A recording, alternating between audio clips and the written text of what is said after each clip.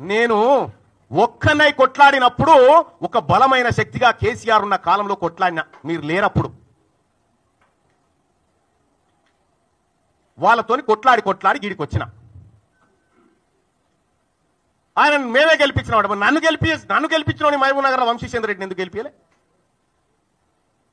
వంశీచంద్ర రెడ్డిని ఓడగొట్టింది మీరు గారా? ఇవాళ వంశీచంద్ర రెడ్డి సిడబ్ల్యూసీ మెంబర్ గా ఉన్నాడు, ఇక్కడ వ్యవహారాన్ని ప్రతిదీ అధిష్టానానికి చేరవేస్తాడని కుట్రవన్నీ ఓడగొట్టి నీ మనిషి చామల కిరణ్ కుమార్ రెడ్డిని పెట్టింది కరెక్ట్ కాదాడా? మీ వల్ల కాంగ్రెస్ పార్టీకి మంచి జరిగితే ఓకే, కానీ మంచి జరిగే పరిస్థితి కనిపిస్తలేదు మీ నిర్ణయాల వల్ల. ఇవాళ నా మాట ఎవరు ఇంటలేరు, కాంగ్రెస్ పార్టీలని అలిగిపోతా ఉన్నాట. నువ్వు అలిగిపో, అలుగులో దుంకు. కానీ ఒక మాట చెప్తా ఉన్నా ముఖ్యమంత్రి గారు, ఈ కులగణన విషయంలో కానీ, నా సర్వే నా కథ అది పక్కకు పెట్టండి, ఏది నా సస్పెన్షన్, ఈ కులగణన విషయంలో కానీ 42% రిజర్వేషన్ల విషయంలో కానీ 42% వాటా కాంట్రాక్టులు బీసీ కాంట్రాక్టర్లకు ఇవ్వడంలో కానీ కామారెడ్డి డిక్లరేషన్లో కానీ ఎక్కడైనా బీసీలకు అన్యాయం జరిగితే బరాబరి కొట్లాడతాం. ఇవాళ నేను మాట్లాడడానికి ఏమైనా అడ్డం గురించి అన్ని క్లియర్ చేసి పెడితే.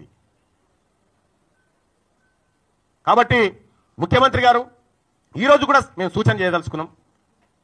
నన్ను సస్పెండ్ చేస్తే నాకేం ఇబ్బంది లేదు, ఎందుకంటే తీన్మార్ మల్లన్న గత ప్రభుత్వం మీద కొట్లాడి 100 రోజులు జైలు జీవితాన్ని గడిపినటువంటి వాడిని నేను.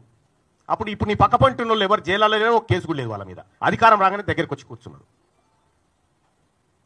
మరి మేము ఎట్లా ఊరుకుంటాం?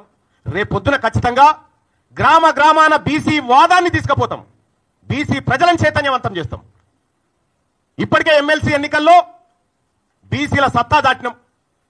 50 సంవత్సరాల క్రితం పుట్టిన పిఆర్టీయు, 54 సంవత్సరాల క్రితం పుట్టిన యూటీఎఫ్, నెల రోజుల కింద పుట్టిన బీసీ వాదం ఇలా 5200 ఓట్లు సంపాదించడం, 0 to 5200 ఓట్లు సంపాదించడం అంటే ఇది బీసీలలో వచ్చినటువంటి చైతన్యం. ఇలా మా సోదరుడు ప్రసన్న హరికృష్ణ ఇలా మీకు గెలిచేటోళ్ళని వెనక గుంజి కూర్చుండబెట్టాను. మీతో సమానంగా పోటీ పడతా ఉన్నాడు. 125 ఏళ్ల కాంగ్రెస్ పార్టీ చరిత్ర, 40-45 ఏళ్ల బీజేపీ చరిత్రకు ఒక బీసీ బిడ్డ తలగొని పెడతా ఉన్నాడు ఆడ. ఇలా బీసీ వాదం తెలంగాణ రాష్ట్రంలో బలపడ్డ సూచనలు, మరింత బలీయ శక్తిగా మారుతున్న బీసీ వర్గాలను చూసి మీకు అక్కసు ఉంటే మేమేం చేయలేం. కానీ ఒకటైతే సత్యం, మేమింకా మీ మోచేతి నీళ్లు తాగి బ్రతికే పరిస్థితిలో లేము, ఉండం కూడా.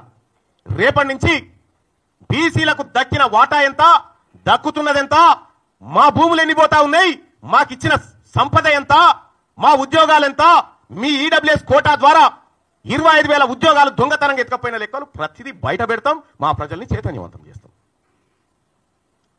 వాళ్ళ తీన్మార్ మల్లన్న సస్పెండ్